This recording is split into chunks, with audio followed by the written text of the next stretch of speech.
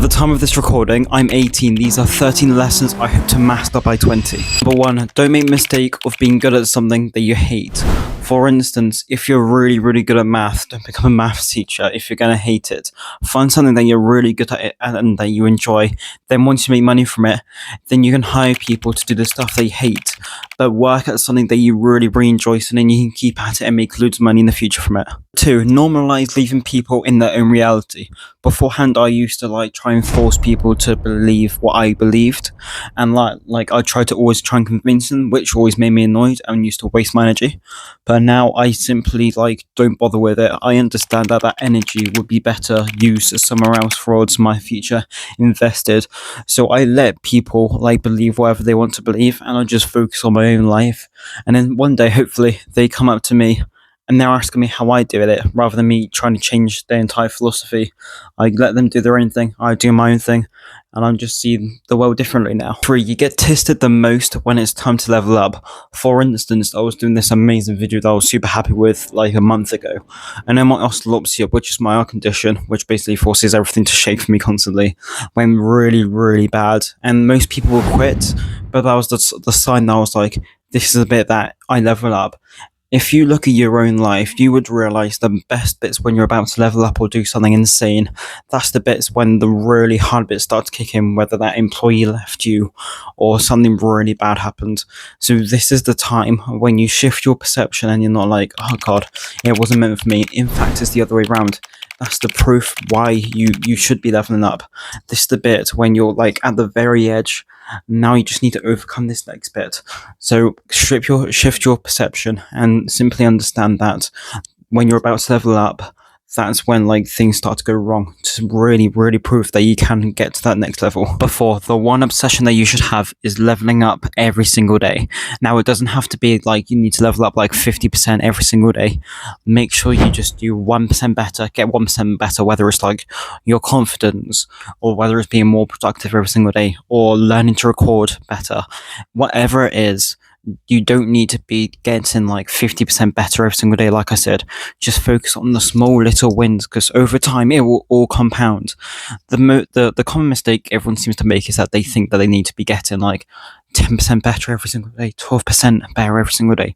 But if you can simply get better by those habits, 1% better every single day, number one, you're going to outlast everyone. Number two, compounding is going to kick in so nicely that you're going to simply get so much better with just little improvements. And it's okay to have down days and bad days when you go down, but just make sure that you just get better 1% every single day. 1% is all you need to improve properly. Number 5, it's better to admit that you've walked through the wrong door than spending more time in that room. I love this quote. I don't know where I heard it from. Bills, there's always another bus stop. So get off the bus as soon as you can when you realise you're on the wrong bus stop, rather than getting further and further away from your destination. That's why I keep reminding yourself, it's okay to make mistakes. And you might be scared to move, to leave that door, because you've promised people that this is the way. So if you come out, then you're going to be oh, everyone's going to laugh at me. But that's the point that you need to stop thinking about what everyone else thinks. Get off the bad side as soon as you can and just move on. Just get over it and move on and start again. That's the enjoyment of being an entrepreneur. Literally, the fact that you can just quit, but then use your knowledge that you've already got and carry on. That door that you went through, the wrong one, does not mean it's the end for you. In fact, it's a new beginning for a new door to open up for you. 6, be willing to be understood for a long period of time. That's the main way how people have become successful. See, the thing is, people that are on the employee trap, nothing against them, but people that are an employee seem to have a go at you and say they're doing it all wrong as an entrepreneur when they've never done it before. So that is the most common trap. As someone that's on a completely different path, you're going to be making people call you stupid. People are going to be judging you. People are going to be saying that you're doing the wrong thing. People are going to be unhappy with you because it's going to ruin their status. For instance, if your mum's begging you to get a job and because you're not and you're focusing on your own thing, she's probably saying that just for her own status. So when she goes to see her friends, she can say, oh, my son's doing this. This has happened to me a lot before. They're not saying that for me to get a job for money. Because I don't need no money. They're simply saying for me to get a job for no money sometimes, just so that they can say that, I have a job just so it's better. So be willing to be like misunderstood. Be willing for people to call you stupid and say that you're doing everything wrong just for your own sake, okay? Just keep that in mind. Number 7, only take advice from people that have done the thing that you want to do. This ties me really well into the one that I just mentioned about the different paths. A lot of people, when it comes to entrepreneurship, they make the mistake of asking their parents who have been long-time employees. That's the wrong answer, because you're only going to be getting answers that they've like never done. You're asking a question of something that they've never done. Like, it's like asking someone who works on cars, how do I run a zoo? They're not going to be giving you the correct advice. And I even go far as saying like, even if you ask someone about entrepreneurship who've read all the business books and have done like learnt everything about it, if they've never actually done it, like physically done it, don't take advice from them, because it's going to slow you down. It's going to put you on the wrong path when you could have just asked someone else who has actually done it. And it would have just sped up the entire journey for you and wouldn't have wasted your energy and all that time. And like I said, you don't need to be paying thousands of pounds if you don't have it for just a mentor. Simply just watching videos like this, or like from people that you inspire to be, or going to events. There's ways around it, but stop taking advice from people that haven't done the thing that you want to achieve in life. Number 8, no is the complete answer. You do not need to be feeling bad for even when you say no to like a family event. Like, how many times have you said yes to an event, but then you go down there to that place and you're like, why the fuck am I here? A lot of people say yes just so they don't make other people feel like bad and stuff like that. But the thing is, you're putting your happiness for them. You're putting their time for them, not for yourself. I'm not saying like to be selfish and stuff like that, but stop like kind of like putting your happiness to the side. Like, simply, if you have goals, you need to be okay saying no. Every single successful person has become, successful from being able to say no. But loads of people become struggling with that because they feel bad for everyone else. But be okay to say no. You don't need no excuse. Simply, if someone asks you for a favor and you know that you've got like a busy day, or if you need to nail some content or whatever it is, feel free to say no. Don't feel bad for saying no. Just put your life into perspective, okay? You've got one life. Don't live it for anyone else. This is your one life. You ain't coming back. I've made a ton of videos on this before about your life.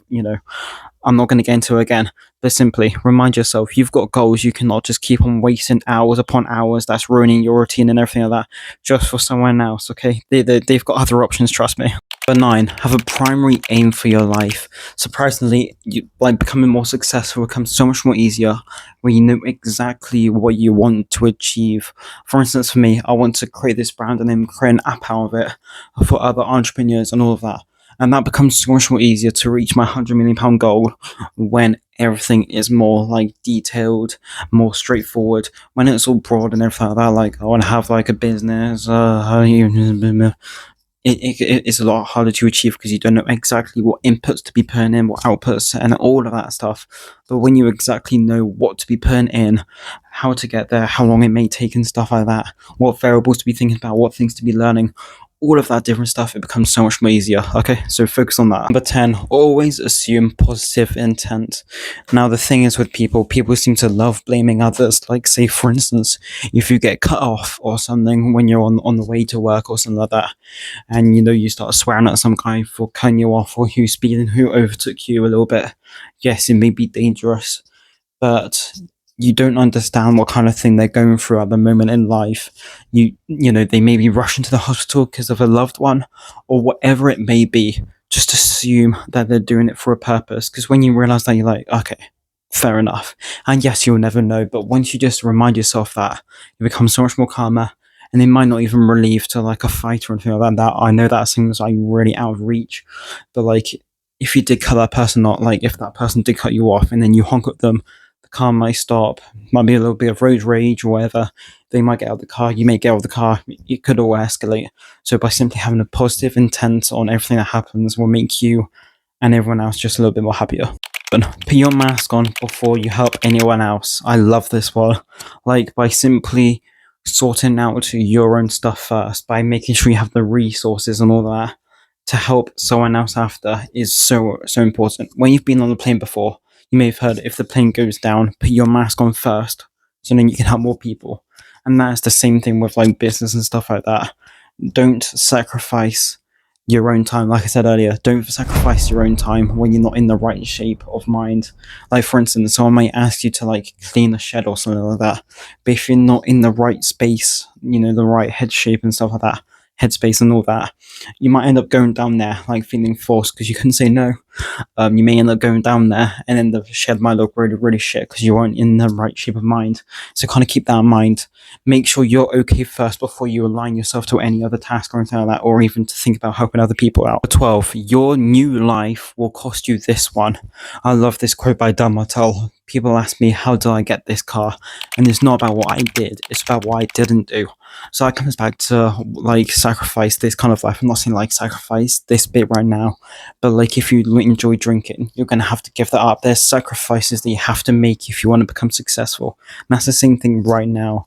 You need to make sacrifices for your future self. So every time you get tempted by, I don't know, drinking, watching porn or anything like that, just remember these are bad habits that are actually going to slow down my success now. And if I want success, I need to be okay to sacrifice the now for my future me. Number 13, confidence comes from the commitment that you set yourself. Now, confidence doesn't mean, chest out and anything like that. It simply means like being confident and being right and being true to yourself when no one can see it. If you say, I'm going to start waking up at 5 o'clock in the morning, I'm going to start working. But if you don't do it, you're going to start lying to yourself. You're going to start to get anxious. You're going to start doubting yourself. The best way to prove yourself and the best way to build up confidence is when you're doing it when no one's watching you. It's all well and good saying it in front of people and then doing it in front of them. But the best way to get confident is when no one's watching you. Okay. And I simply have like a little thing that I say to myself. If you cannot do it by yourself, if you cannot do it when no one's watching, don't say it at all. So these 13 things that I'm really working on and I hope to master by 20. And if you are above 20, then just keep on working on them now, because these skills are going to compound so much and will make everything so much more easier for you. So if you enjoy this, then please like and subscribe, and hope to see you in the next video.